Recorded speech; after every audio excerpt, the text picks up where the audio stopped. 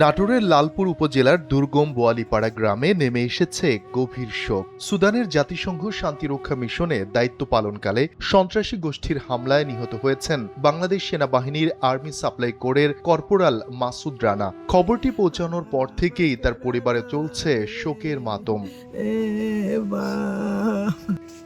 স্বামীকে হারিয়ে বাকরুদ্ধ স্ত্রী আসমাউল হোসনা আঁখি। ছেলের মৃত্যুতে বারবার জ্ঞান হারাচ্ছেন মা মর্জিনা বেগম। একমাত্র কন্যা মাত্র ৮ বছর বয়সী মাগফিরাতুল মাওয়া আমিনা যেন সবকিছু হারিয়ে স্তব্ধ হয়ে গেছে। পরিবারের আহাজারিতে ভারী হয়ে উঠেছে আকাশ বাতাস।